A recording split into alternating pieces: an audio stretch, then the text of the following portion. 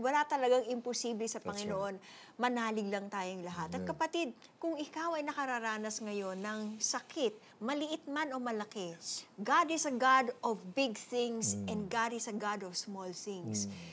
Manalig ka, kapatid, dahil ang Panginoon ngayon ay gustong ipaalam sa'yo na mahal ka niya, alam niya kung anong sitwasyon niyo, at gusto kanyang pagalingin. Magtiwala lang tayo sa Kanya. Sama-sama tayong magdasal sa ngayon din. Panginoong Diyos, maraming salamat po sa iyong sakripisyo sa krus, sapagkat sabi niyo, by your stripes, we are healed.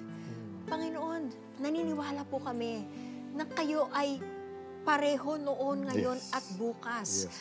At kayang-kaya niyong pagalingin at kahit anong sakit, kahit anong karamdaman. Panginoon, dumudulog kami ngayon sa iyo sapagkat kami po ay merong nararamdaman, merong kaming sakit, merong kaming mga sitwasyon na kailangan namin ang inyong healing. So Panginoon, buksan niyo po ang langit ngayon.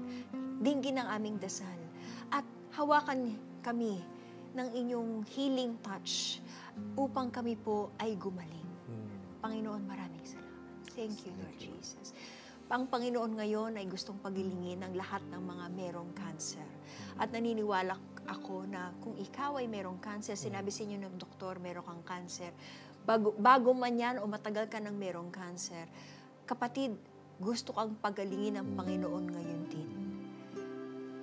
Tanggapin mo ang kagalingang ito sa pangalan ni Jesus.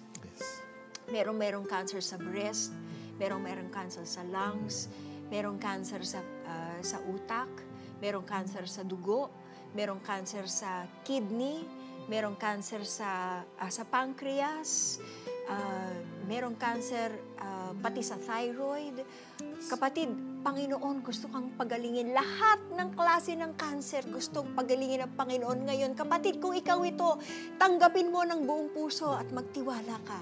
Tanggapin mo. Thank you, Jesus. Thank you, Jesus. Thank you. May nanonood sa atin ngayon na nahihirapan maglakad. In the name of Jesus, you receive your healing. You will receive also yung assurance. Meron kang confidence na pwede mong subukan itong himala na ginawa ng Panginoon sa buhay mo. Meron din na may nakita mga doktor sa inyong stool sample.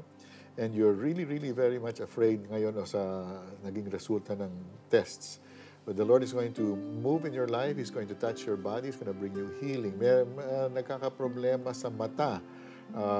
Ang inyong paningin ay may problema. So receive your healing now, kapatid. I believe it's the right eye. In Jesus' name, receive your healing. Merong sakit sa puso. And you are due for angioplasty. The Lord wants to heal you. Also, meron din na CHD, congenital heart disease. The Lord wants to heal you. Yung may butas sa puso, the Lord also wants to heal you and close up that hole in your heart. Yes. Thank you, Lord Jesus. Thank you, Jesus. Ating pasalamatan ng Panginoon sa kagalingang ipinagkaloob niya sa atin. Kung natanggap mo ang iyong himala, ikwento niyo naman sa amin. Tumawag sa mga numero na nasa inyong mga TV screen. Kung nais niyo mag-text, sundin po lamang ito. Nung malaman kong negative ako sa cancer, malaking tuwaan sa puso ko. At ngayon, 1 year na akong hindi dinudugo. Ikaw, nakaramdam ka na ba ng kagalingan, himala at pagpapala?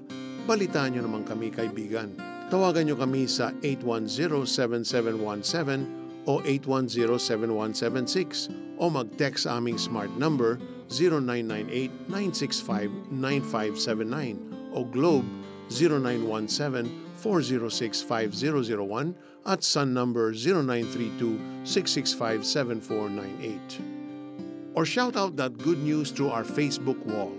Just type the keywords The 700 Club Asia.